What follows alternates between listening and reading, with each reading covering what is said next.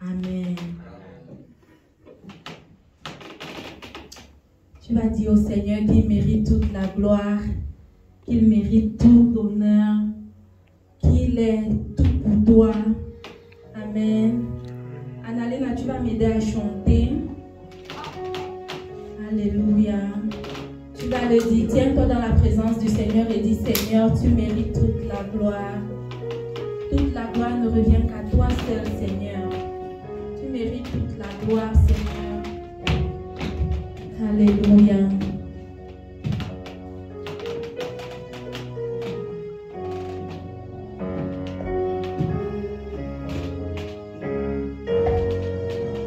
You deserve all the glory, Yahweh, Yahweh. Ne sois pas juste calme, chantons ensemble. Yahweh, Yahweh, you deserve all the glory.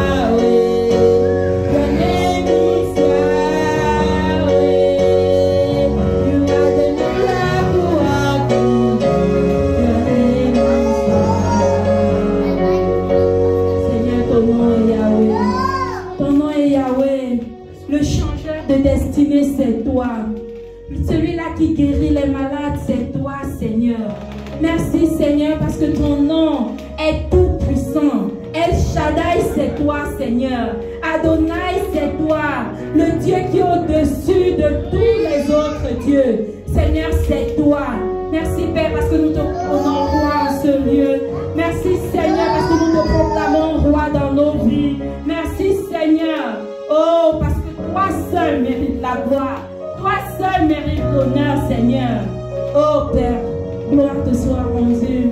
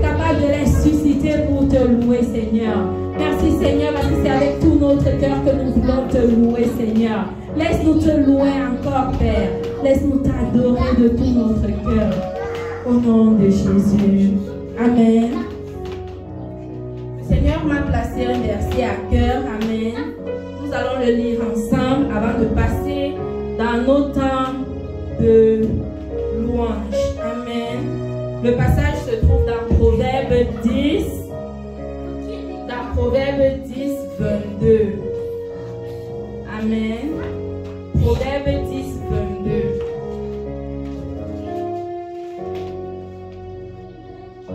Est-ce qu'on peut le projeter? D'accord, donc la technique ne veut pas protéger. Je vais le lire dans ma Bible. La parole de Dieu dit dans Proverbe 10, à partir du verset 22, que c'est la bénédiction de l'Éternel qui enrichit. Et il ne la fait suivre d'aucun chagrin. C'est la bénédiction de l'Éternel qui enrichit. Et il ne la fait suivre d'aucun chagrin. Annalena, tu as vu chanter avec moi, s'il te plaît. C'est la bénédiction de l'Éternel qui enrichit. Et il ne la fait suivre d'aucun chagrin. C'est la bénédiction de l'Éternel qui enrichit. Et il ne la fait suivre d'aucun chagrin. Amen. Tu vas prier pour la bénédiction de l'Éternel. Amen. Tu vas prier afin que le Seigneur te bénisse dans tous les compartiments de ta vie. Là où tu as besoin de voir la main du Seigneur. Tu lui dis, Seigneur, je n'ai que toi, je n'ai pas un autre Dieu sur qui m'appuyer. Et tu dis dans ta parole que c'est ta bénédiction qui enrichit. Et elle ne le fait suivre d'aucun chagrin. Alors Seigneur, je me tiens à tes pieds. Et je veux recevoir cette bénédiction qui enrichit. Et je veux recevoir cette bénédiction qui ne te fait suivre d'aucun chagrin. Élève ta voix et prie, bien-aimé. Élève ta voix et déclare la bénédiction de l'Éternel. Dans ta vie spirituelle, dis Seigneur, je veux être béni là-bas. Je veux avancer. Dans ta vie académique, dis Seigneur, je veux voir ta main. Je veux voir ta main, Seigneur, dans mes études. Je veux voir ta main, Seigneur, dans mes études. Dans ta vie professionnelle, dis Seigneur, je veux voir la promotion qui vient de toi, Seigneur. Cette bénédiction qui enrichit. Cette bénédiction qui ne se fait suivre d'aucun chagrin, Seigneur. Je veux la voir dans ma vie professionnelle. Je veux la voir dans ma vie relationnelle. Je veux la voir dans ma vie financière, Seigneur. Je veux la voir dans ma vie financière, Seigneur. Je veux la voir dans ma vie financière, Seigneur. Au nom de Jésus. Oh, dans la vie même de famille. Dis que Seigneur, je veux voir cette bénédiction qui enrichit. Cette bénédiction qui ne se fait suivre d'aucun chagrin. Alléluia. Alléluia. Est-ce que tu es en train de prier? Est-ce que tu es en train de prier? Élève ta voix. Élève ta voix. Et dis Seigneur, je veux la voir. Je veux voir cette bénédiction-là. Oh, dans ma vie familiale. Dans ma vie émotionnelle, Seigneur. Tu as promis, tu as dit dans ta parole qu'il n'est pas bon que l'homme soit seul, Seigneur. Seigneur, maintenant, montre-moi, Seigneur, ma côte perdue. Seigneur, montre-moi celle qui est chair de ma chair et os de mes os, Seigneur. Seigneur, stabilise ma vie émotionnelle. Seigneur, apporte le repos dans ce domaine de ma vie. Au nom de Jésus, au nom de Jésus. Merci, Seigneur, parce que tu le fais dans la vie de quelqu'un. Merci, Seigneur, parce que tu fais ce que l'argent ne peut faire dans la vie de quelqu'un cet après-midi. Seigneur, merci. Merci, toi, le pourvoyeur par excellence. Merci, Seigneur, parce que tu opères des miracles maintenant au milieu de nous. Au nom de Jésus. Amen. Pendant que tu prépares ton offrande ou ta portion d'alliance ou ta dîme, tu vas louer le Seigneur de tout ton cœur. Amen. Amen. Amen. Et notre responsable va prier pour cela. Amen. Et ensuite, nous allons entrer dans nos temps de louange. Amen. Alléluia. Frères et sœurs, Liebe Geschwister, nous allons prier ensemble. lass uns zusammen beten. Avant de prier, Bevor wir mit dem Gebet anfangen, nous allons chanter. lass uns zusammen singen.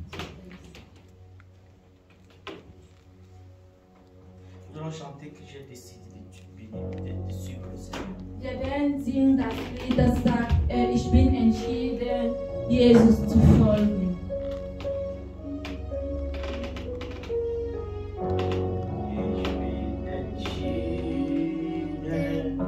Zu folgen Jesus, ich bin entschieden,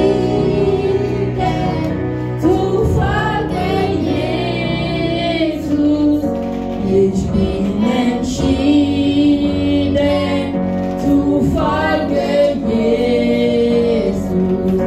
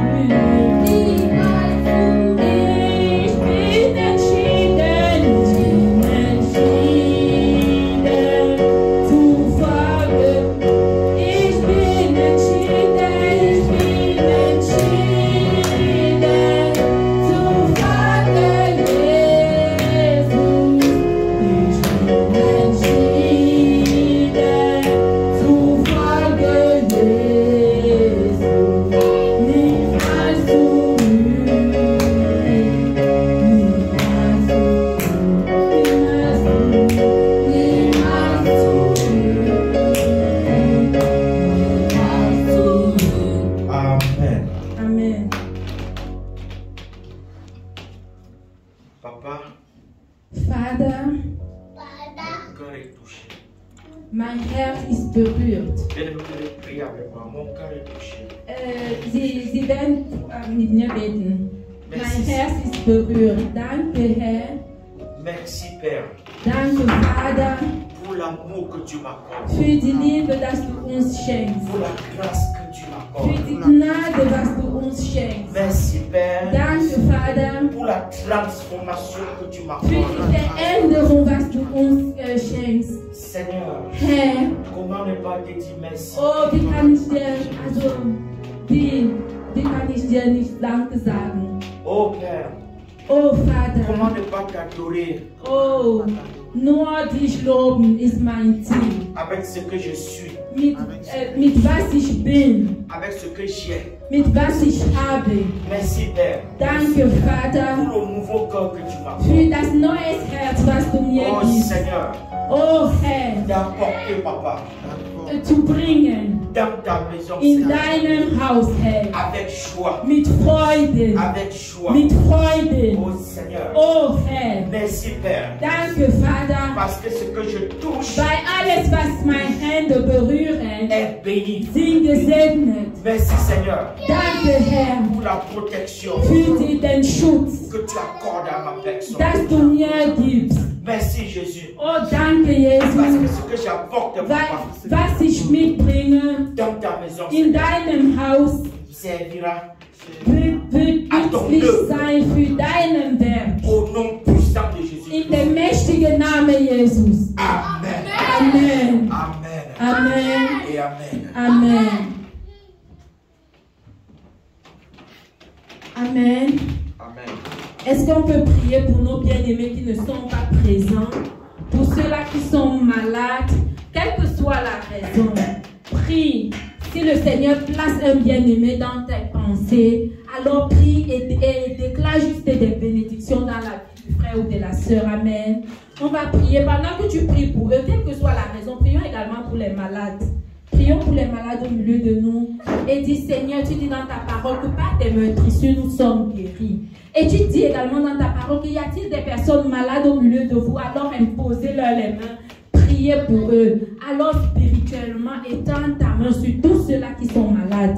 Pour tous ceux-là qui n'ont pas pu être là à cause de la maladie, à cause d'un handicap, à cause, je ne sais pas. Mais prie et dis, Seigneur, bénis-les, protège-les, accorde-leur la grâce nécessaire, accorde-leur la guérison qui est digne de toi, Seigneur. Une guérison, au crée même des opérations miraculeuses dans leur vie, Seigneur. Et dans leur déguérir, que la maladie les quitte, que la maladie les quitte, que la maladie les quitte, que la maladie les quitte, Seigneur. Père, je prie au nom de Jésus, afin que nos bien-aimés qui n'ont pas pu être là, quelle que soit la raison, quelle que soit l'origine, Seigneur, je prie afin que tu les protèges où ils se trouvent.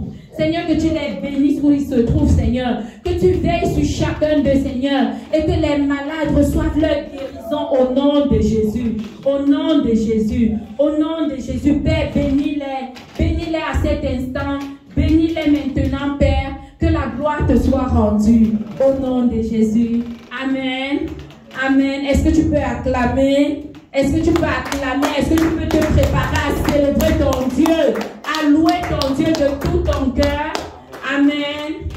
My God is good. My God is good. My God is good. My God is good. Est-ce que ton Dieu est bon? Est-ce que ton Dieu est bon? Est-ce qu'il est bon pour toi? La parole de Dieu dit, compte les bienfaits de Dieu dans ta vie.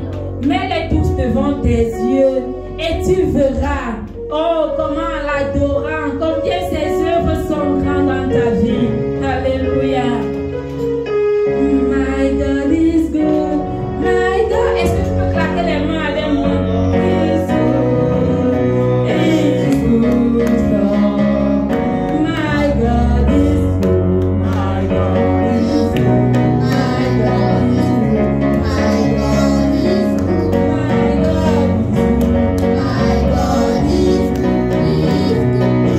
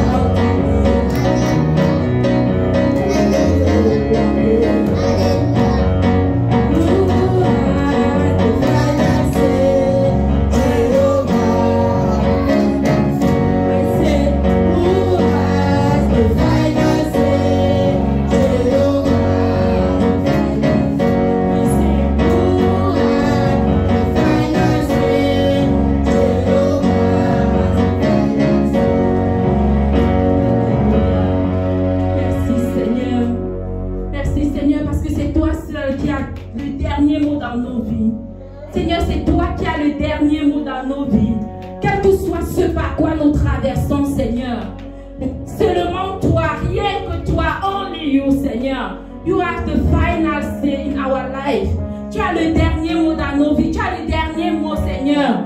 Dans ce par quoi nous traversons, Seigneur, les épreuves, les challenges, Seigneur, tu as le dernier mot. Tu as le dernier mot, Seigneur. C'est pourquoi d'un cœur reconnaissant, nous te disons merci, Seigneur. Merci, Père, parce que nous ne sommes pas seuls. Merci, Seigneur, parce que quelle que soit la tempête, nous savons que tu es dans notre bateau et que tu as le dernier mot. Et que tu as le dernier mot. Oh, merci, Seigneur. Merci, Seigneur, parce que tu vas faire quelque chose dans nos vies. Pendant que nous nous préparons à recevoir ta parole, you will do something new in our life. You will do something new in my life. You will do something new in the life of my brother and my sister. Seigneur, tu vas faire quelque chose dans nos vies. Do something new in my life. Something new in my life. Something new.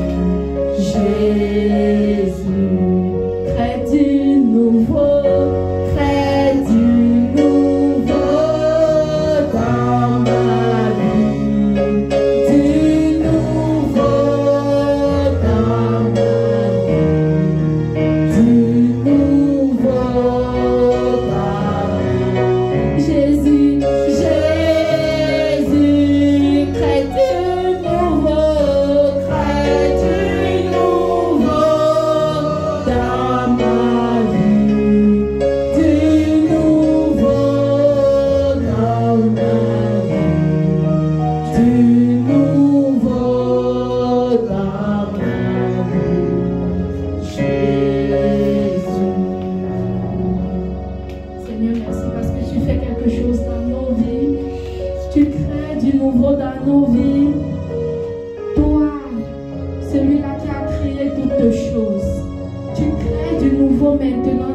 vies. Tu fais quelque chose dans nos vies, Seigneur, au travers de ta parole. Seigneur, tu viens et tu transformes une vie cet après-midi. Tu viens, tu changes une destinée cet après-midi, Seigneur. Tu viens, tu fais du bien à un cœur, Seigneur. Tu viens, tu guéris, Seigneur. Merci, Seigneur. Merci pour la puissance qui est cachée en ton nom. Merci pour la puissance qui est cachée dans ton sang, Seigneur. Merci, Père, parce que tu nous fais du bien.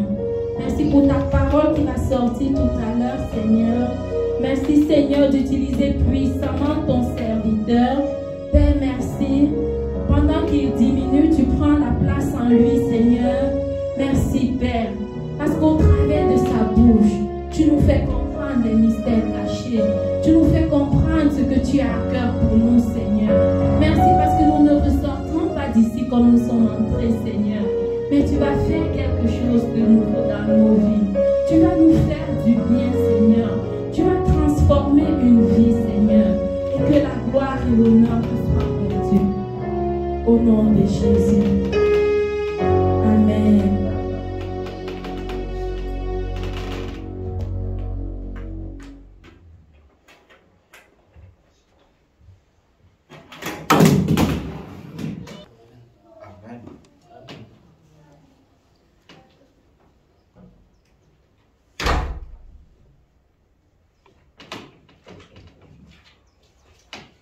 Nous disons merci à Dieu pour le temps qui est en train de changer et la saison des manteaux, des pullovers est en train de passer. Nous entrons dans une nouvelle saison où nous serons plus en tricot et on pourra marcher avec moins de vêtements sur nous. Gloire à Dieu pour cette saison qui commence. Alors frère, je crois que chacun de nous est content d'être dans la présence de Dieu. Nous sommes tous heureux d'être là aujourd'hui. Nous sommes tous contents d'être là aujourd'hui. Parce que Jésus est au milieu de nous. Amen, amen. Amen. Le Seigneur demande que nous soyons toujours en connexion avec lui. Que nous apprenions à soigner notre relation avec lui. Merci. Donc, avant de commencer, je vais prier. Père, je te dis merci pour ce jour. Je crie à toi, Papa, afin que tu m'accordes la grâce. Oh Seigneur, de dire avec intégrité ta parole, Seigneur, le message que tu as fait ce jour, Seigneur. Père, que la gloire te revienne au nom puissant de Jésus-Christ. Amen. Bien, le thème d'aujourd'hui est intitulé Dieu veut et peut nous aider. Dieu veut et peut nous aider. Amen. Amen. Alors frère, je crois que tu veux que Dieu t'aide. Et tu crois que Dieu peut t'aider. Tu veux, Dieu veut. Le désir de Dieu, c'est de nous aider. Amen. Amen. Et peut nous aider. Il veut et peut nous aider. Alléluia. Alors, comme nous avons un peu de soucis techniques aujourd'hui, donc j'ai pris chacun de nous d'avoir la Bible. Nous avons un peu de travail à faire.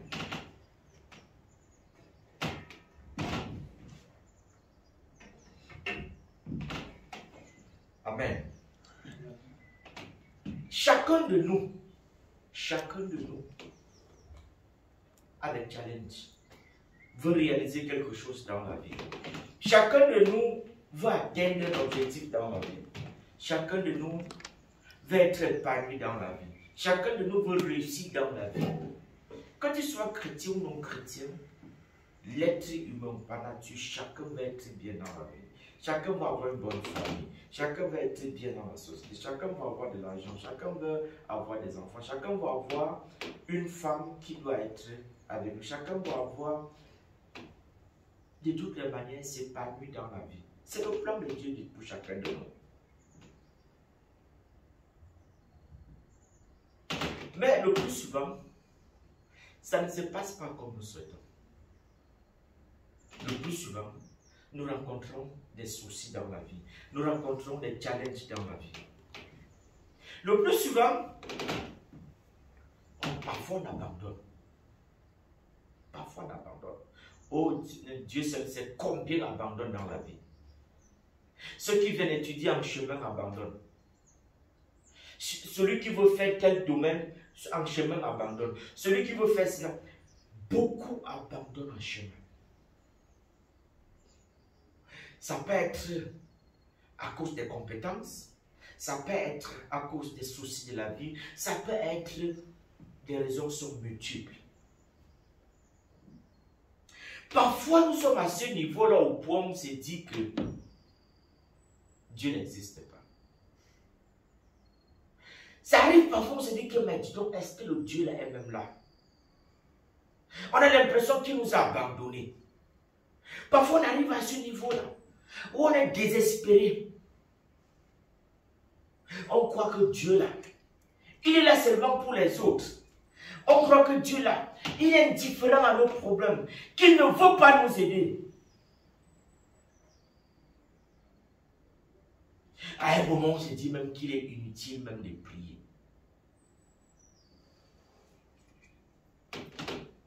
À un moment, tu regardes ton voisin, mais tu crois que Dieu là-bas, qui n'est pas avec toi.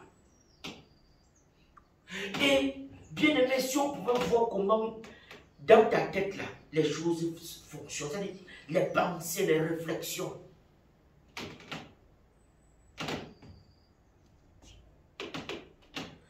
La Bible dit ceci, que Dieu est toujours disponible pour chacun de nous. Il est toujours disponible pour chacun de nous et toujours puissant pour nous aider. Alléluia. Amen. C'est ce que Dieu voit qui t'amène parfois à avoir des pensées négatives. C'est ce que tu penses parfois, de toutes les manières, le plus souvent ce que tu vois dans la vie. Parce que ce que tu vois envoie une information dans ton cerveau et finalement tu finis par sortir ça de ta bouche. Donc, frères et sœurs, ce n'est pas parce que tu ne vois pas ce que tu désires là maintenant là, que Dieu n'est pas avec toi. Ou que Dieu ne peut pas t'aider. Ce n'est pas parce que tu as prié et tu veux que ce que tu sais que tu veux ça à l'instant T, que Dieu n'est pas avec toi. Dieu sait ce qui est bon pour chacun de nous et Dieu sait le temps qu'il faut pour chaque chose dans notre vie. Lui connaît tout ça. Amen. Amen. Bien aimé, est-ce qu'on peut lire le livre de Matthieu 8? Matthieu 8, c'est dans les évangiles. Matthieu 8, c'est le premier livre des évangiles. Matthieu 8, au verset 2 et 3. Matthieu 8, verset 2 à 3.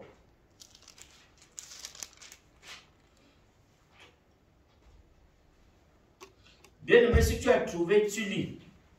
Je disais, c'est le premier livre des évangiles. Nous avons tous lu ça. Alléluia. Amen. Lisons. Et voici. Amen. Okay. Et voici un lépreux s'étant approché, se prosterna devant lui et dit: Seigneur, si tu le veux, tu peux me rendre pur. Jésus étendit la main, le toucha et le dit: Je le veux, sois pur. Aussitôt, il fut purifié de sa lèpre. Amen. Amen. Amen. Qu'est-ce que la Bible dit? Qu'un lépreux a entendu que Jésus est capable de faire des choses. Que Jésus peut. Que Dieu peut. Que Dieu veut. Il connaissait Jésus? Non. C'est comme toi et moi. Tu es dans la... Tu connais le Seigneur. Tu vois le Seigneur. Tu ne le connais pas. Tu as vu Jésus? Non, tu n'as jamais vu Jésus. Le lépreux a vu le Seigneur. Et il a cru. Il avait la foi. Il avait la foi, il avait la conviction. Il croyait de tout son cœur. Parce que pour aller la Bible dit qu'il s'est approché. Il s'est prosterné 2. Qu'est-ce que ça veut dire? C'est l'humilité et la foi avant de prier. Écoutez qui s'approche vers Jésus. 1. Qu'il se prosterne. Qu'est-ce que ça veut dire? Ça veut dire qu'il avait la foi que sa prière va marcher. Parce que prier, c'est d'apporter cette doléance, parler avec Jésus, parler avec Dieu. Il s'est approché et il s'est prosterné. Et il parle maintenant. Et il dit, écoutez, il dit, c'est sa prière là maintenant en ce moment. Écoutez d'abord que l'action est d'abord très forte. Tu dois d'abord croire que Jésus est capable de résoudre ton problème. Tu dois d'abord la foi et la confiance et l'attitude de ton cœur et ces choses-là. Et maintenant, tu es là. Si tu viens vers ton Père, tu te couches et tu lui dis, Seigneur, Seigneur, si tu le veux, tu peux me rendre pur. Écoutez, Dieu veut et peut. Dieu veut et peut. Maintenant, tu as un rôle à jouer là-dedans. Tu as un rôle à jouer là-dedans. Dieu veut te rendre pur. Seigneur, si tu le veux, tu peux me rendre pur. Et ce n'est que ça que Jésus attendait. Jésus lui dit, tendit la main et le toucha et dit, je le veux. Je le veux. Sois pur. Sois pur. Écoutez, c'est l'action de ce monsieur qui déclenche sa bénédiction. C'est l'état de son cœur et l'état de son cœur et la foi qu'il avait mis en action qui le guérit. Parce que c'est ça que Jésus regarde. Il dit, je le veux. Je le veux. Je veux te rendre pur. Jésus peut et veut. Jésus veut et peut nous rendre purs.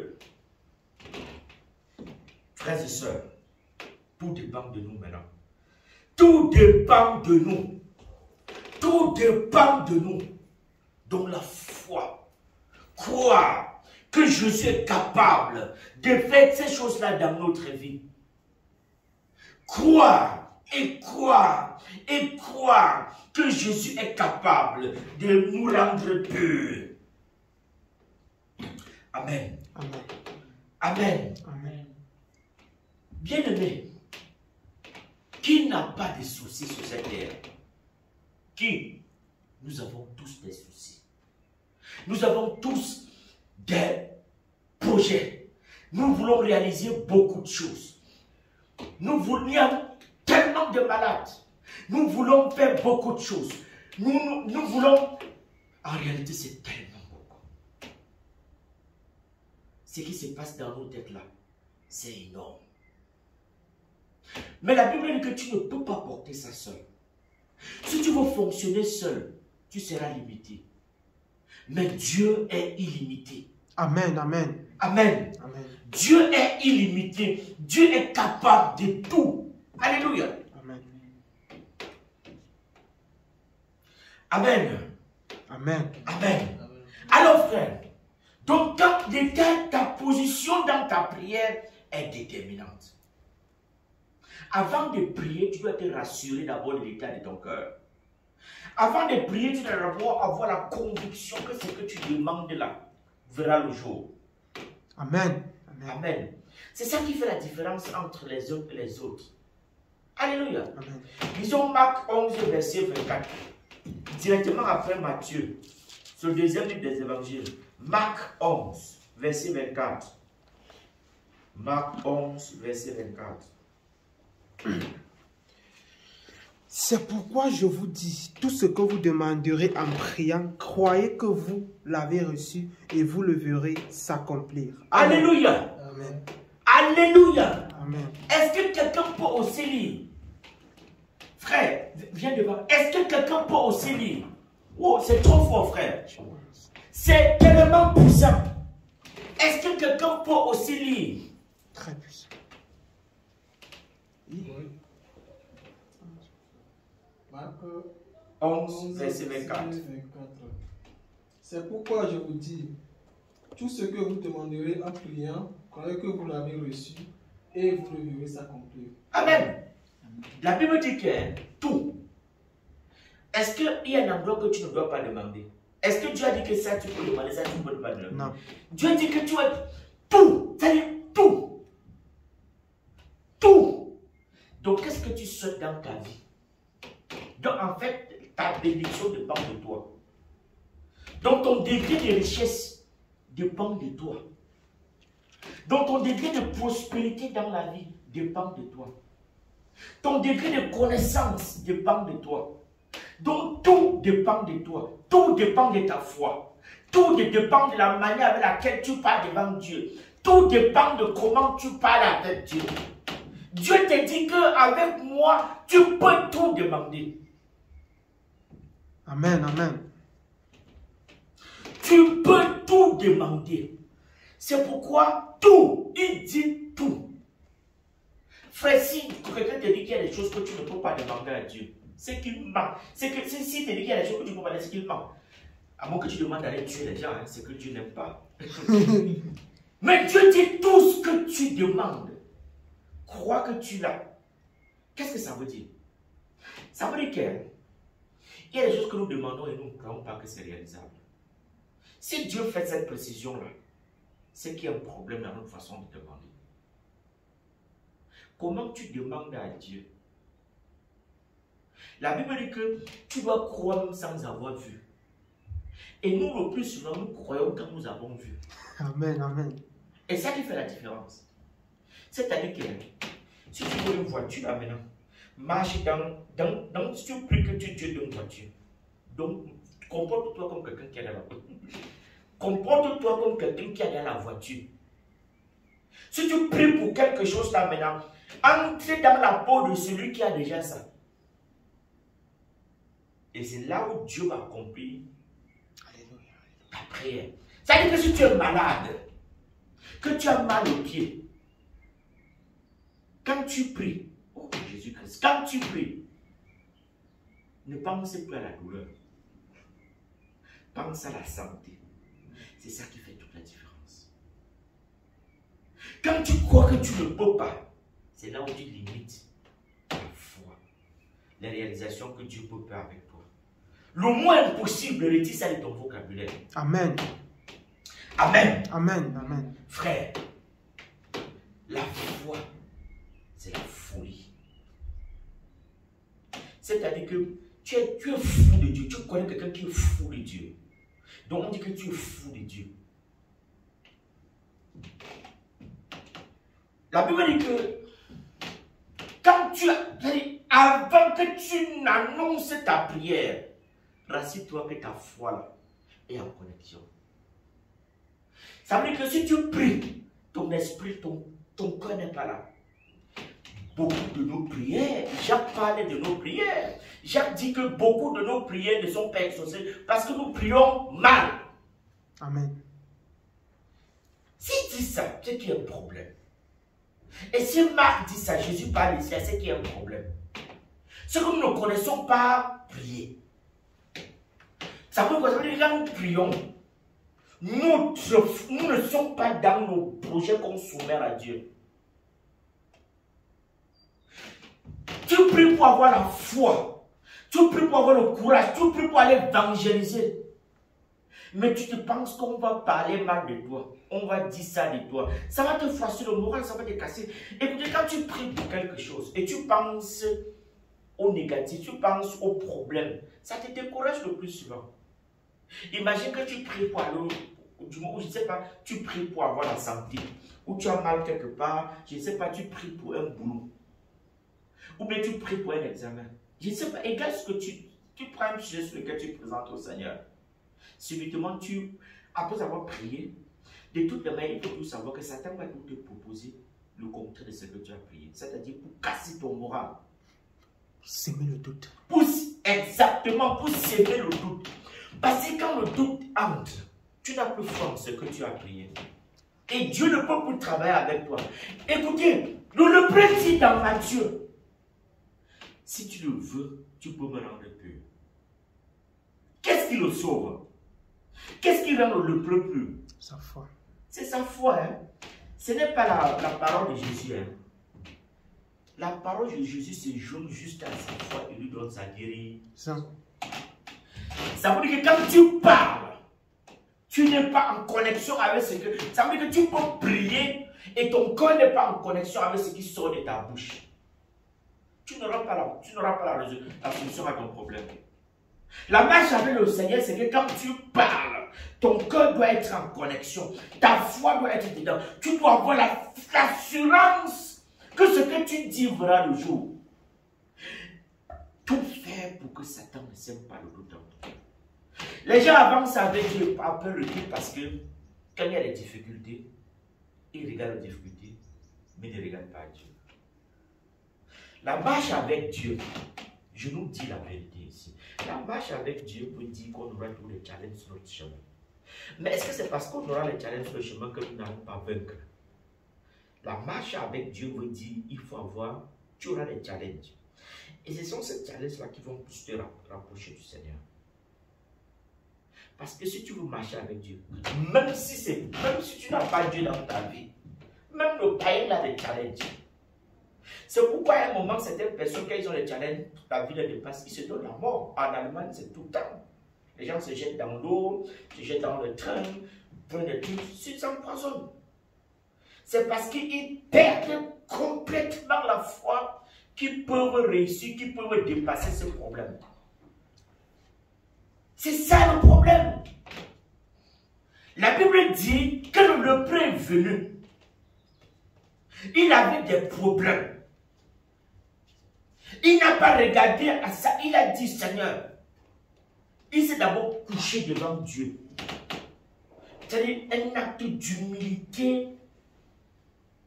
Parce que prosterner devant quelqu'un, c'est que la personne, c'est ton Dieu. Il avait foi. Il croyait de tout son cœur Dieu est capable de le guérir. C'est ça le problème. C'est ce que nous avons parfois comme problème. C'est que nous parlons, notre cœur n'est pas en connexion avec, c'est que notre cœur n'est pas avec ce que nous disons. Ce qui sort de nos bouches et ce que nous avons là-dedans, ce n'est pas la même chose. Amen. Amen. Nous avons lu Marc 11 du verset au verset 24. La Bible dit que tout ce que tu demandes, crois déjà que tu l'as eu. C'est-à-dire que tu ne vois pas, mais donc tu dis seulement que le Seigneur, dans le spirituel, tu as la qualité. Voilà, tu vois comment tu commandes une marchandise. Tu as commandé. Et on te dit que ça va arriver, comme tu commandes une marchandise, ça va arriver là. C'est la même chose. C'est les spirituels. Donc tu sais, non, c'est là. Tu dis, c'est là. Tu n'es plus dans les... Non, c'est déjà là. Tu marches avec... Donc, c'est quand tu as commandé, et quand tu commences à marcher, tu marches maintenant avec assurance, avec les pas d'un quelqu'un qui sait là où il va. C'est ça. C'est ce que Dieu demande que nous fassions. C'est-à-dire quand tu as commandé, quand tu as dit à Dieu que tu veux ceci, tu veux cela, ne marche plus la paix, tu dis, ah, je ne sais même pas. Tu dis à un moment sur ce que tu as dit à Dieu que je ne sais pas. Satan va prendre la place et c'est fini. C'est fini. Amen. Alors, la Bible, il faut savoir que toute prière exaucée, est le résultat de notre foi. Toute prière exaucée est le résultat de ta foi. Amen, amen. Ça veut dire que s'il n'y a pas la foi, d'abord, ta prière ne sera pas exaucée. C'est le sens de croire que ce que tu demandes là, comme on a vu dans Marc 11 là, c'est déjà là. S'il n'y a pas la foi que ce que tu demandes sera là, ou est déjà là, c'est que ça peut, toute prière exaucée par le Seigneur est le résultat de notre foi.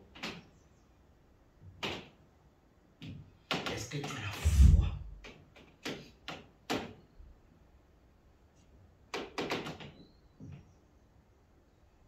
Amen. Amen. Donc, qu'est-ce que ça veut dire? Ça veut dire que chaque fois que tu adresses une prière à Dieu, la foi doit être là. Si la foi n'est pas là, elle est sans effet. Elle est sans effet. Marc nous dit ça. Donc, si tu n'as pas la foi en ce que tu demandes à Dieu, tu t'attends à quoi? Nous allons lire des passages bibliques où Dieu dit que ta foi t'a guéri. Jésus, en regardant seulement la foi de quelqu'un, dit que tu es guéri. Amen. Amen. Écoutez que quand tu passes une prière à Dieu, en réalité, qui sont nos doléances, nos problèmes, la Bible dit que la foi doit déjà être là. Et quand ça veut dire quoi la foi? Ça veut dire que la foi doit se concentrer, ta foi doit être connectée à ta santé, à ce que tu as déjà. On l'a dit, à ce que tu as déjà. Tu cries pour un résultat dans ta tête, sois-en sûr que le résultat est déjà positif.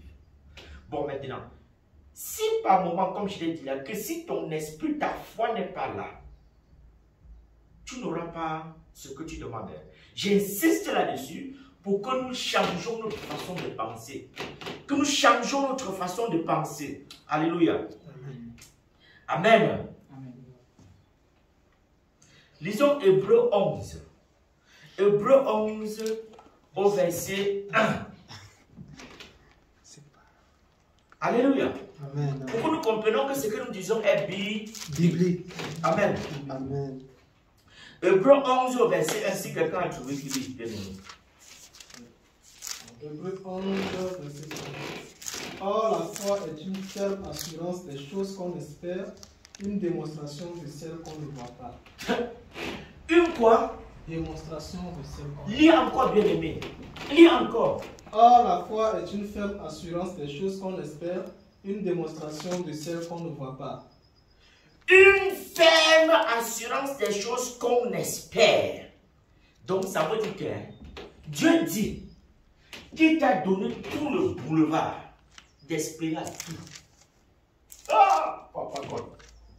Dieu dit qu'il t'a donné tout le boulevard d'espérer.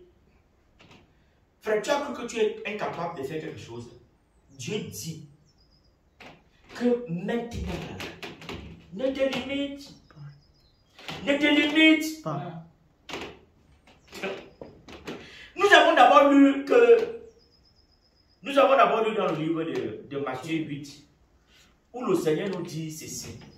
Quelqu'un ouvre, nous allons garder les passages parce qu'à chaque fois, on va revenir sur ça pour encore réveiller cette. Quelqu'un ouvre Matthieu 8, 2, 3.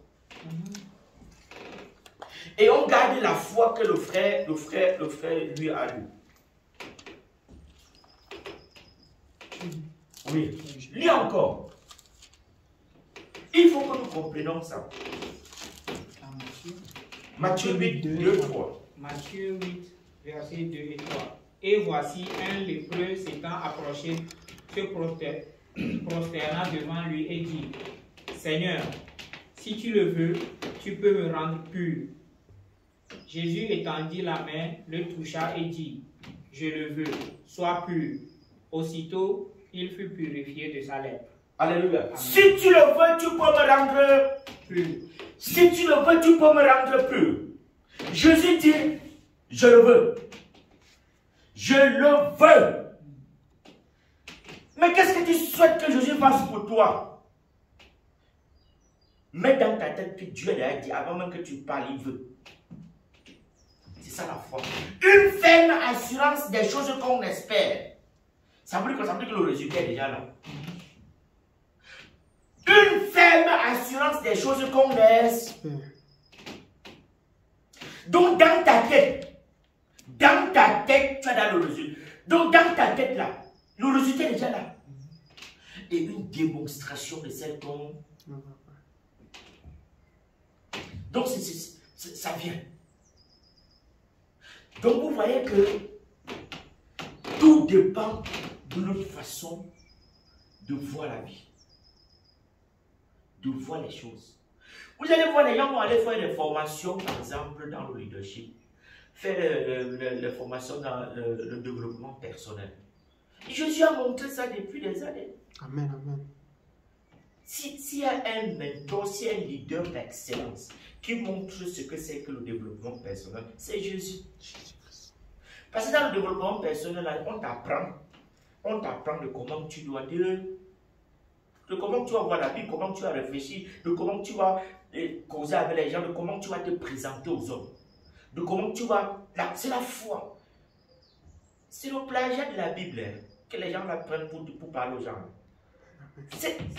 Je vous dis la vérité. Si tu connais Jésus, comment Jésus fonctionne, si nous avons la foi en Jésus,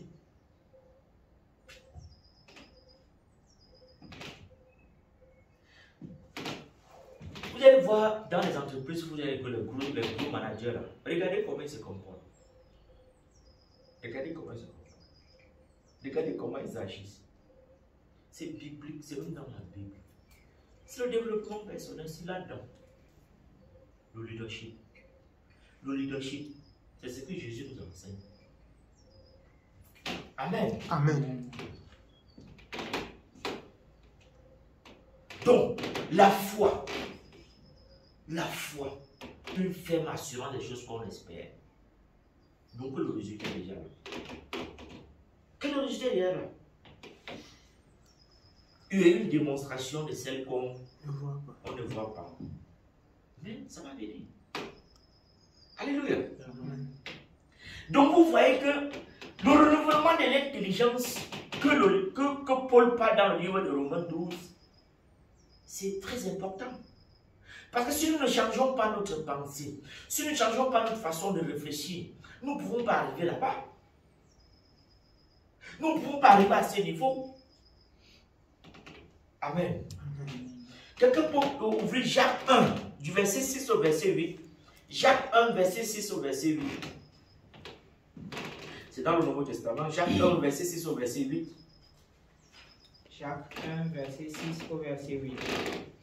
Mais qu'il la demande avec foi, sans douter, car celui qui doute est semblable au flot de la mer agité par le vent et poussé de côté et d'autre.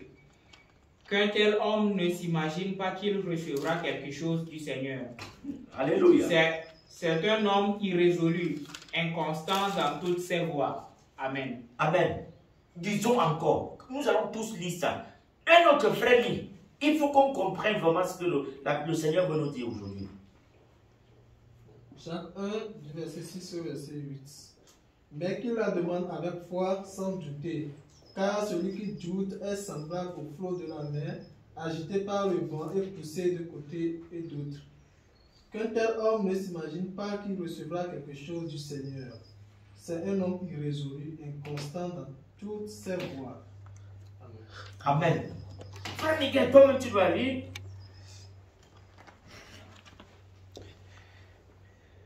Mais qu'il la demande avec foi, sans douter, car celui qui doute est semblable au flot de la mer, agité par le vent et poussé de côté et d'autre. Qu'un tel homme ne s'imagine pas qu'il recevra quelque chose du Seigneur. C'est un homme irrésolu, inconstant dans toutes ses voies. Alléluia. Amen. Nous comprenons vraiment ce que ça veut dire. Yeah, amen, amen. Est-ce que nous avons compris? Amen. C'est tout ce que je venais de dire. C'est ce que Jacques dit là aujourd'hui. Donc, tout dépend de l'attitude que tu as quand tu demandes à Dieu. Il dit que quand tu doutes là, ça ne sert plus à rien. Quand le doute est entré, c'est fini. C'est fini. C'est fini. Ça ne sert plus à rien. Parce qu'il sera difficile à Dieu de te bénir. Parce que maintenant tu as ta propre barrière. Ce n'est plus Dieu. C'est que tu as bloqué la bénédiction. Tu as tout bloqué. Tu as tout bloqué, bien-aimé. Est-ce que nous comprenons ça? Tu as tout bloqué. Dieu dit, quand tu demandes, fais attention, Satan va vouloir voler. Satan va vouloir prendre ce que tu demandes à Dieu. Satan va vouloir arracher. Satan ne va pas vouloir que tu reçoives ta bénédiction. Veille sur ton cœur. Veille sur tes oreilles. Veille sur tes yeux. Quand tu demandes, oh bien-aimé, quand tu demandes, fais attention. Veille sur ton cœur. Veille sur ton cœur. Veille sur tes yeux. Parce que même tes yeux peuvent t'amener à douter. Parce que quand tu vas voir, les yeux vont voir quelque chose. Ils vont transmettre directement une information à ton cerveau et ça peut provoquer le doute. Veille sur tes oreilles, ce que tu vas entendre. Veille sur tes oreilles, ce que tu vas entendre.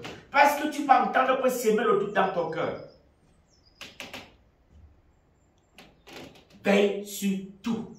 Je dis sur tout.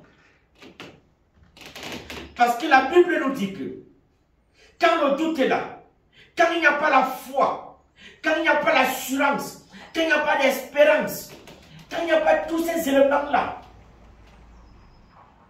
comment peux-tu encore espérer à quelque chose? C'est pourquoi à un moment nous allons dire que Dieu nous a abandonnés. C'est pourquoi à un moment quand tu vas voir l'autre béni, tu vas dire que Dieu n'aime plus que toi.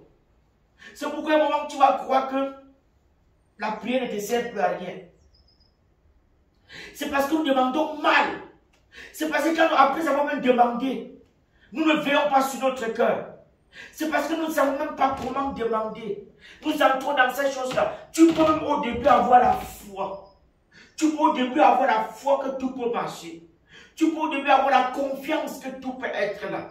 Mais en chemin, Satan entre. Et c'est le doute, tu tombes. Donc, de plus, ce n'est pas avoir la foi au commencement, c'est bien. Mais il faut rester avec. Jusqu'à ce que ta demande soit exaucée. Parce qu'en chemin, on peut retirer ce que tu as. On peut complètement enlever. Les soucis de la vie peuvent t'enlever. Les épreuves de la vie peuvent enlever tout ce que Dieu a mis sur ton chemin. Amen. Amen. Donc, nous devons veiller. Nous devons veiller. Veiller sur tout ce que... Veiller chaque jour. Veiller vraiment. Et ça veut dire notre entourage. Veiller. Qu'est-ce que ça veut dire? Ça veut dire qu'il faut regarder dans tous les aspects. Les gens que tu fréquentes. Tes amis. Ton entourage. Tout bien-aimé. Ton téléphone. Veillez sur ça. Qu'est-ce que tu regardes? Qu'est-ce que tu suis? Est-ce que ce que tu suis t'est béni? Ce n'est pas tout ce que tu suis. Ce n'est pas tout ce qu'on met dans les histoires que tu vas suivre.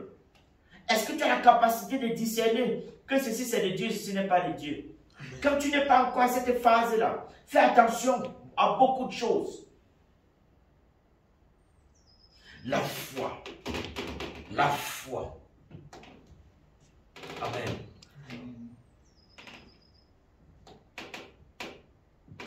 Nous allons encore regarder un élément très important que nous avons vu rencontrer la semaine passée, qui est dans le livre de Genèse. Genèse 22. Genèse 22 au chapitre 5, au verset 5. Genèse 22, 5.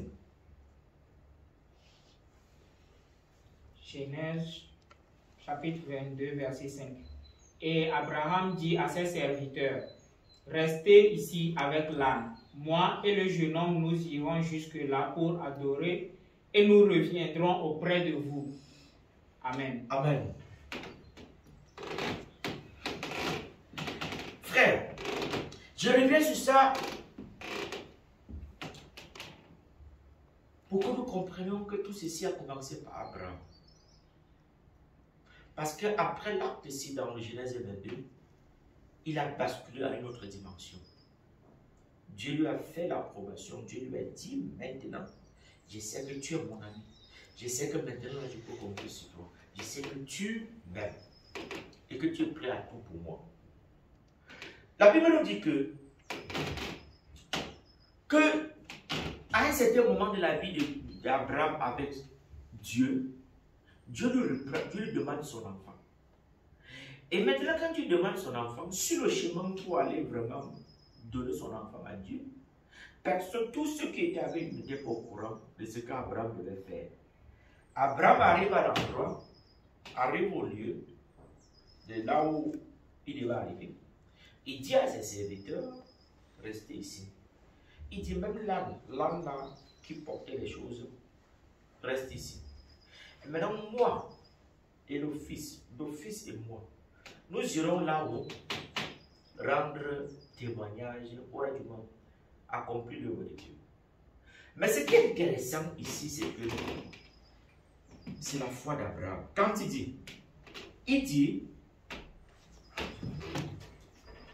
dit au verset 5, Abraham dit, restez ici avec l'âne, moi et le jeune homme, nous irons jusqu'à là-haut et nous reviendrons auprès de vous. Il dit, nous irons. Il a utilisé le mot, donc le fils et lui. Il dit qu'ils iront là-bas haut faire l'holocauste, c'est-à-dire le sacrifice qu'ils devaient faire.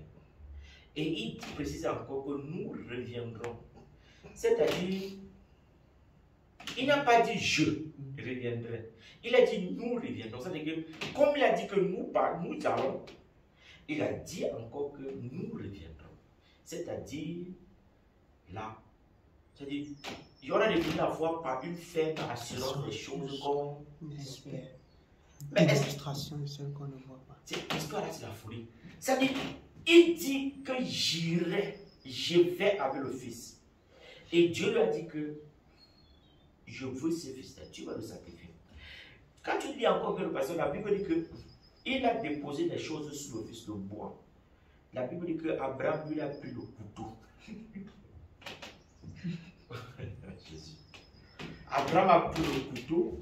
On a précisé qu'Abraham a pris le couteau et le fils a pris d'autres choses. Et le fils en chemin lui dit, Père, où est l'agneau qu'on va sacrifier? Dieu, son fils lui dit que où est l'agneau qu'on va sacrifier.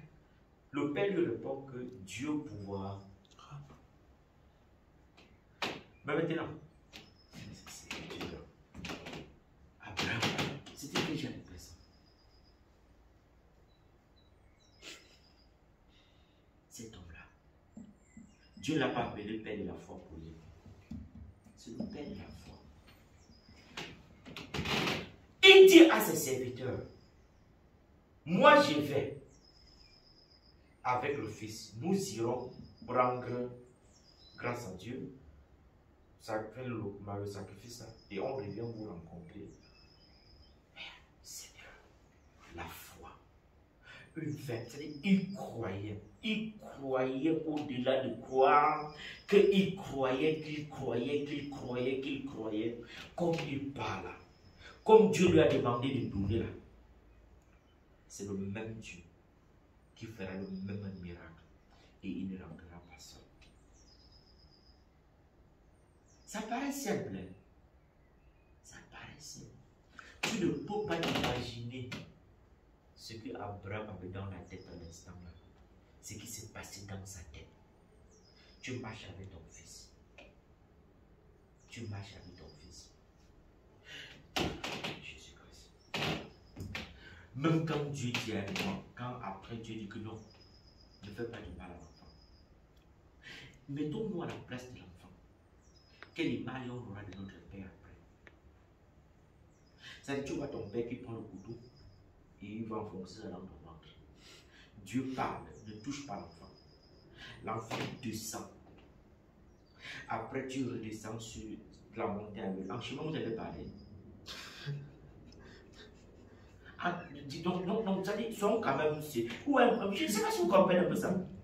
Quel genre de cœur avait avec Isaac, son fils? Quel était l'état de son cœur?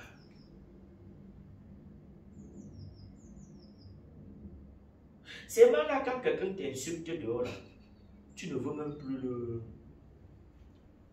mettre. Quelqu'un a pris le couteau jusqu'à soulever comme ça. L'enfant, Dieu dit ne touche pas. Après, il descend. Et Dieu marche avec lui. Isaac a fermé sa bouche. Même les serviteurs n'ont pas su après. C'est fort, hein? Si Dieu n'est pas dans cette histoire-là, c'est que l'enfant ne peut plus parler à son père. C'est même là dehors, dans notre génération, c'est avec que quand un Dieu se passe là. Si Dieu n'est pas dedans,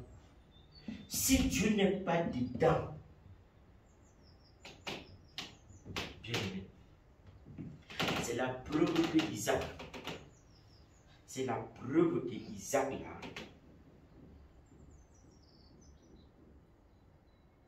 c'était la préfiguration de Jésus-Christ. Isaac, le sacrifice là, montre le chemin par lequel Jésus lui-même devait passer. Le cœur d'Isaac.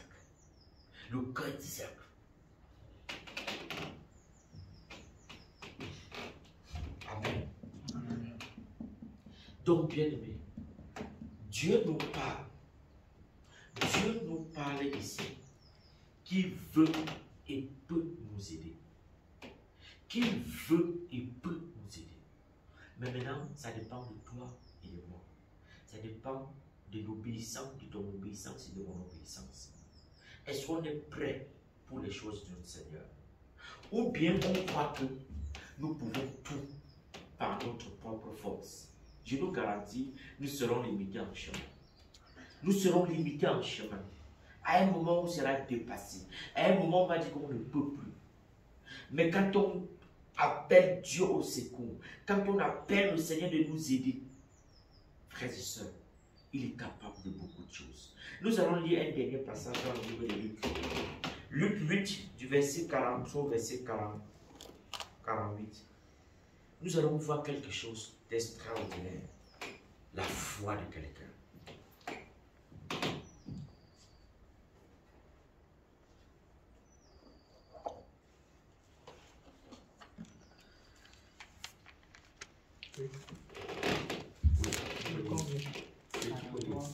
Luc 8, verset 43 à 48. On peut lire si on a trouvé. Luc chapitre 8, verset 43 à 48.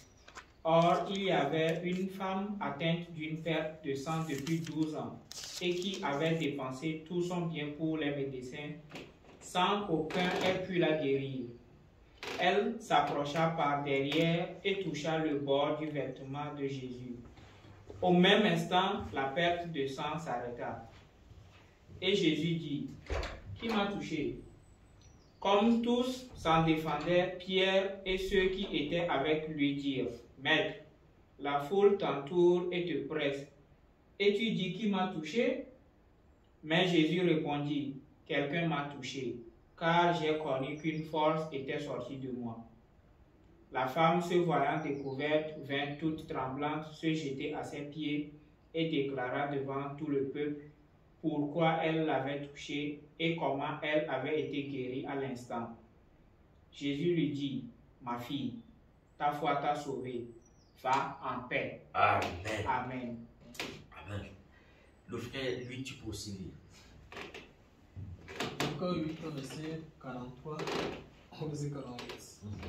Or, il y avait une femme atteinte d'une perte de sang depuis 12 ans et qui avait dépensé tout son bien pour les médecins sans qu'aucun ait pu la guérir. Elle s'approcha par derrière et toucha le bord du vêtement de Jésus. Au même instant, la perte de sang s'arrêta. Et Jésus dit, « Qui m'a touché ?» Comme tous s'en défendaient, Pierre et ceux qui étaient avec lui dirent, « Maître, la foule t'entoure et te presse, et tu dis, qui m'a touché ?» Mais Jésus répondit, « Quelqu'un m'a touché, car j'ai connu qu'une force était sortie de moi. » La femme, se voyant découverte, vint toute tremblante se jeter à ses pieds et déclara devant tout le peuple pourquoi elle l'avait touché et comment elle avait été guérie à l'instant. Jésus lui dit, « Ma fille, ta foi t'a sauvée, va en paix. » Amen. Amen. Amen. La Bible dit qu'il y avait une femme à l'époque de mauvaise santé, qui perdait le sang continuellement. La Bible nous dit qu'elle a fait tous les hôpitaux de la ville. Elle a rencontré tous les généralistes. Certainement, elle a cherché toutes les méthodes pour trouver la santé. La Bible dit qu'elle n'a pas pu avoir la santé. Et elle a connu ça, cette difficulté-là, elle a porté ça pendant 12 ans. Et la Bible dit ici qu'un jour, Jésus passait dans le coin. Jésus avait ses disciples et il y avait le monde, beaucoup de monde. La femme là, certainement, avec son état, dans son état, peut-être avait honte. Peut-être ne pouvons pas venir vers Jésus n'importe comment, parce qu'à l'époque de Jésus, il y avait des maladies qu'on traitait, des maladies impures, des maladies, un peu comme des choses que quand tu as ça, tu es quelqu'un de maudit. À l'époque, c'était Jésus, des gens qui avaient la lèpre n'avaient pas la possibilité. Il y avait des maladies. Quand tu avais ça, tu ne pouvais pas entrer dans des endroits comme dans les endroits dans la présence du Seigneur. Il y avait des maladies que tu étais une seconde personne. La Bible dit que Jésus était entouré, il y avait le monde autour de lui. Il était bousculé de part et d'autre. La femme là dans la foule a touché le pan du manteau de Jésus. La Bible dit que Jésus s'est retourné et a dit, qui m'a touché? Pierre lui dit, Maître, comment peux-tu dire que qui t'a touché? Pourtant, de gauche à droite, il y a le monde dont te bouscule. Tout le monde te touche. Tout le monde te touche. Mais Jésus dit, qu'il y a quelqu'un qui m'a touché. Mais la différence du toucher de cette femme-là et les autres, c'était quoi? C'est la foi de la femme. La foi de la femme. Beaucoup l'ont touché. Rien ne s'est passé. Beaucoup, il y avait la foule. Beaucoup l'ont touché. Rien ne s'est passé. Mais la femme là l'a touché. Quelque chose est sorti de Jésus. La Bible dit qu'une force est sortie de Jésus. Et elle a eu sa guérison. Alors frère, qu'est-ce que ça veut dire? Ça veut dire que toucher Jésus là, c'est comme prier. Tu demandes quelque chose à Jésus. Et c'est pourquoi je disais que tu peux demander, ça ne se passe pas. L'autre demande et ça se passe. La différence, c'est à quel niveau? Il a demandé la foi. C'est la foi. C'est le cas ici là, c'est la foi. Comment tu demandes? La Bible dit que si tu demandes, il y a le doute. C'est que ça ne s'arrive. Marc dit que tu demandes, tu dois croire d'abord que ce que tu demandes là est possible. Et de garder ton cœur jusqu'à ce que ça arrive. Jésus se retourne et dit, qui m'a touché? Qui m'a touché? C'est ce qui est dans le cœur de cette femme-là. Est-ce que c'est lui? Même si c'est le mal, le vêtement de Jésus, ou bien même son nom, il s'est révélé. L'état de son cœur faisait la différence. Bien-aimés, comment venons-nous devant notre Seigneur? Comment crions-nous à Jésus quand nous avons des problèmes? Est-ce qu'on a le même état de cœur que cette femme-ci? Comment est-ce que nous on exprime nos problèmes à Jésus? Et pourquoi nos problèmes ne sont pas exaucés? La Bible dit que quand Jésus s'est retourné et a dit qui m'a touché? Et au même moment qu'elle avait sa guérison, il y avait d'autres qui n'avaient pas la guérison. Hein. Beaucoup n'avaient pas la guérison. Hein. Parce qu'ils étaient nombreux. Parfois d'autres voulaient que Jésus les touche. Mais ce n'était pas le cas de la femme là. Elle voulait juste que même l'habit, parce qu'elle connaissait qui était Jésus-Christ. Seulement l'habit de Jésus pouvait la guérir. Elle avait la foi qu'en touchant même seulement son habit, ou bien que l'ombre de Jésus la frôle, elle trouve sa guérison. Les gens vont de pasteur en pasteur pour trouver la guérison. À gauche, on parle à gauche, tu es là. On parle à droite, tu es là. On parle à tu es là. Pourquoi? Il n'y a pas la foi. La confiance en Dieu. C'est ça qui fait la différence. Quand Jésus se retourne, oh bien-aimé, quand Jésus se retourne, il ressemble quelque chose de fort est sorti en lui et a sauvé quelqu'un. La femme là, dans cet état-là, ne pouvait pas rester sans parler. Avec humilité, elle a posé son problème. Jésus lui dit, mon enfant, ma fille, ta foi t'a sauvé. Ta foi t'a guéri. Ta foi t'a guéri. Ta foi t'a guéri. Pas ta prière, ta foi. Parce qu'avant de prier, tu dois avoir la foi. Si tu pries sans foi, c'est que ça ne sert à rien. Ta foi t'a... Donc avant de prier à Dieu, sois-en sûr que tu as la foi en la personne avec qui tu parles, le Seigneur Jésus. Et c'est ça qui a fait la différence. C'est ça qui avait fait complètement la différence. C'est ça qui a fait complètement la différence. Amen. Tu peux prier un an, tu ne vois rien. Quelqu'un prie une seconde. Tout change dans sa vie. Je dis tout change. Ce n'est pas parce que tu vas prier, machin là, que Dieu va bénir ta prière. Non. C'est l'état de ton cœur. C'est ton cœur qui fait la différence. Alléluia. C'est ton cœur. Parce qu'il y en a qui prient. Nous avons lu tous. Nous avons lu tous. C'est pourquoi je vous dis, tout ce que vous demandez en priant, croyez que vous l'avez reçu et cela vous sera accordé. Qu'avant même de prier, que tu crois déjà que tu l'as reçu. La prière est très importante. Mais avant de prier, crois que Jésus est capable de le faire. Et c'est là où tu as ta bénédiction. Alléluia. Amen. Donc je nous encourage bien. Préservons nos cœurs. Préserve ton cœur. Préserve ton cœur. Préserve ton cœur. Et Jacques 1, du verset 6 au verset 8, nous parle.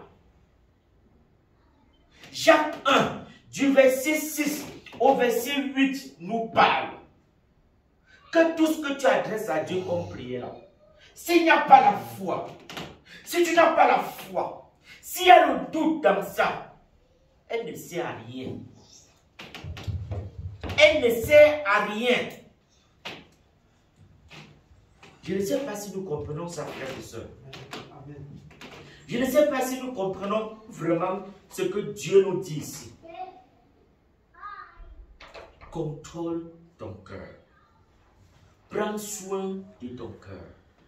Prends soin de ton cœur. Prends soin de ton cœur. Prends soin de ton cœur. Alléluia. Alléluia. Amen. Amen.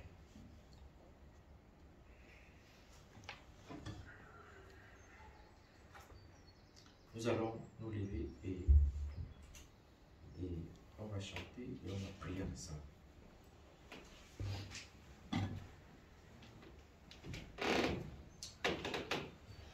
Quelque chose dans ma vie, quelque chose dans ma vie, quelque chose dans ma vie. Jésus, fais quelque chose dans ma vie. Quelque chose dans ma vie, quelque chose dans ma vie, Jésus.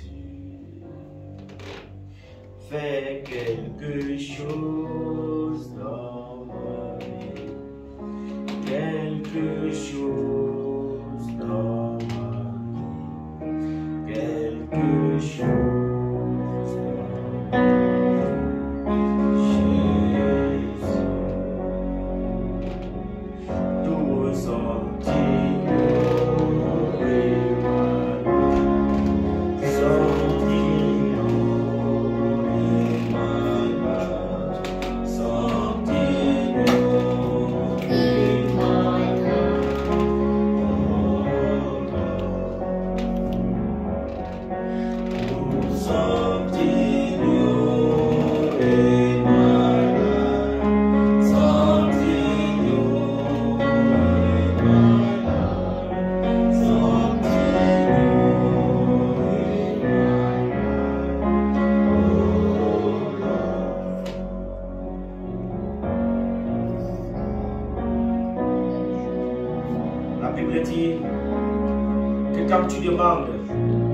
Demandez avec foi, sans douter, car celui qui doute est semblable au flot de la mer, agité par le vent et poussé de côté et d'autre côté. Quel tel homme ne s'imagine pas qu'il recevra quelque chose du Seigneur? C'est un homme irrésolu, inconstant dans toutes ses voies. Alors nous allons prier afin que Dieu détruise le doute en nous. Afin que Dieu détruise le doute en nous. Prie, bien-aimé, afin de demander la force au Seigneur. Demande la force au Seigneur de garder ton cœur.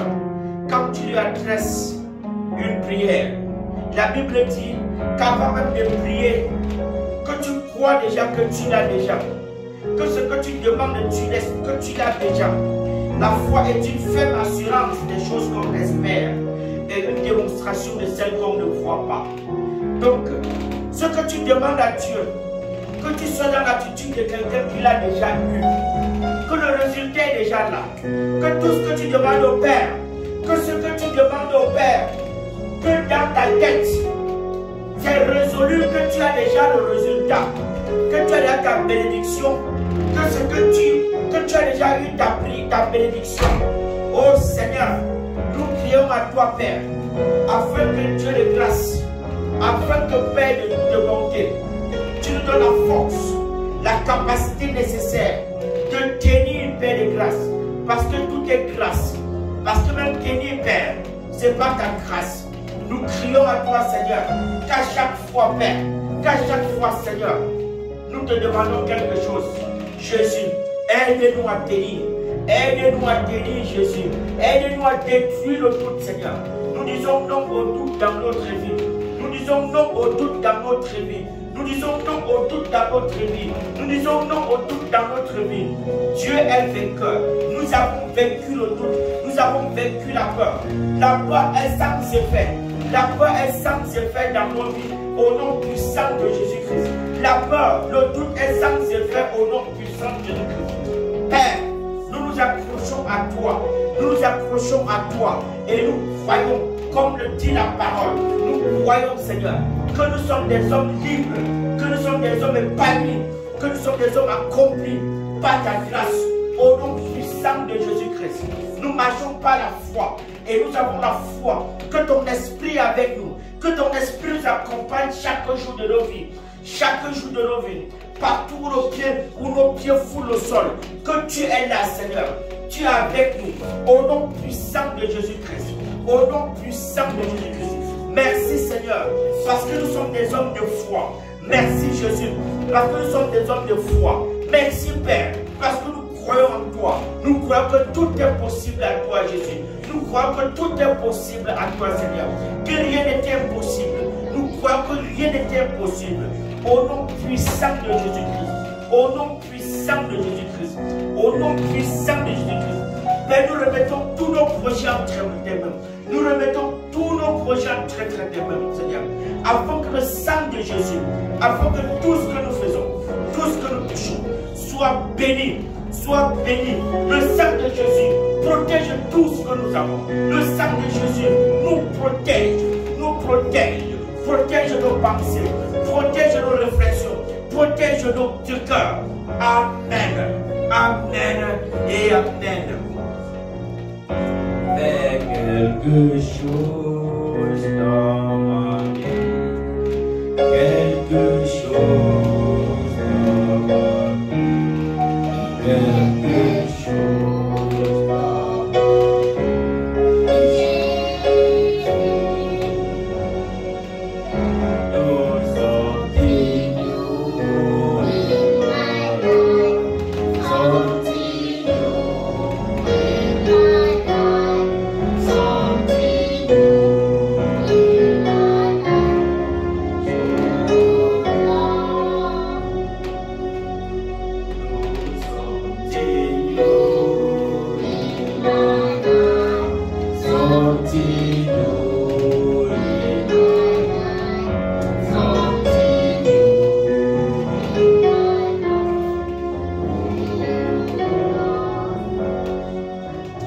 Oh Seigneur, préserve nos yeux, Seigneur. Père, aide-nous, Seigneur, de marcher dans tes voies, Seigneur. De voir comme toi, Seigneur.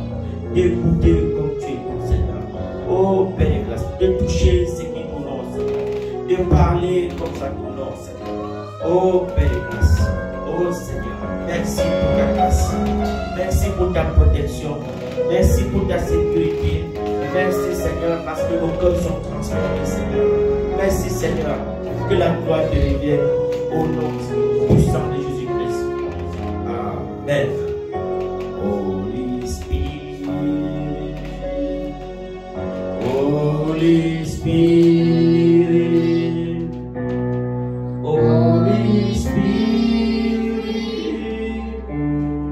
I love you. Open my heart. You have opened my heart. Holy Spirit.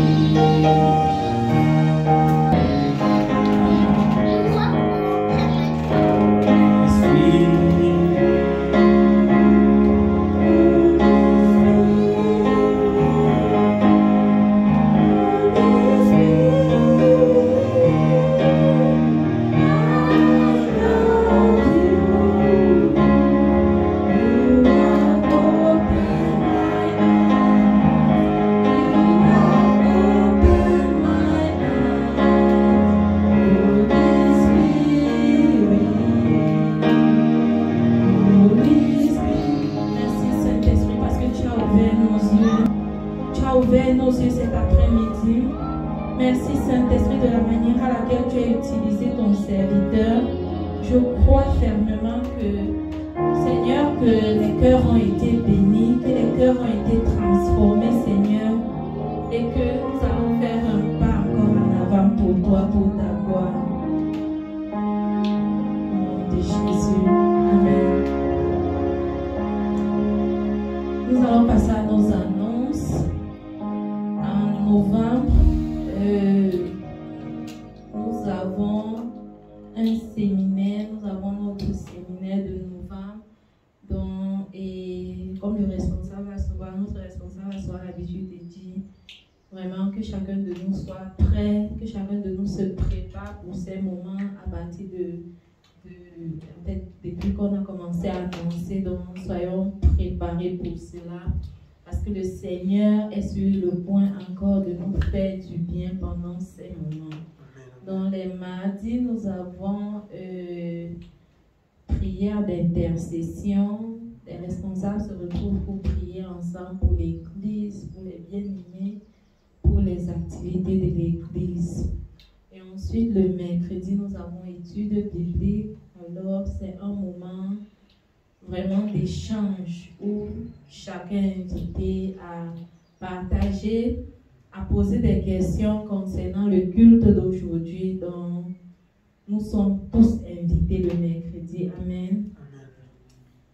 Ok, je ne sais pas si j'ai oublié quelque chose. Je me rappelle. Le week-end prochain, samedi, nous devons nettoyer l'église. Nous sommes tous invités. Donc, samedi prochain, nous sommes tous invités pour le nettoyage de l'église. Donc, si tu as le temps ce jour-là, ne reste pas à la maison, mais viens, joins-toi à nous. Ceux qui peuvent vraiment, ce serait vraiment bien de venir nettoyer la maison de Dieu. Amen. Amen. Donc, je vais passer la parole à notre responsable de prier pour la fin de conclure ces moments. Amen. Amen.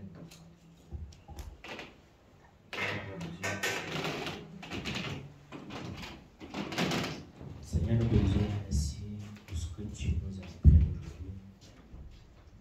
Merci Seigneur parce que tu nous as dit que la foi, nous devons avoir la foi dans tout ce que nous faisons. Nous devons avoir l'assurance que ce que nous avons demandé est déjà là.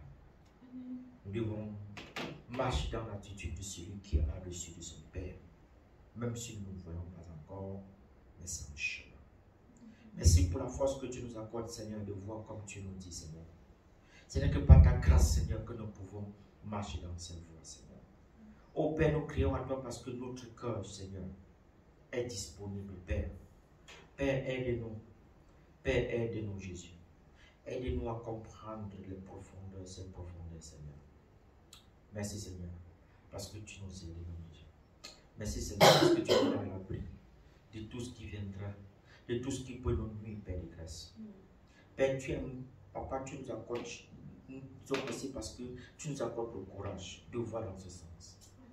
Nous te disons merci parce que, Père, c'est un privilège, Seigneur, de te servir et de faire ta volonté. Nous te bénissons pour l'enseignement. Nous te bénissons pour chacun de nous. Nous te bénissons pour ce jour. Et nous te remettons la soirée. Et la semaine, tu la déclares bénie au nom puissant de Jésus-Christ. Amen. Amen.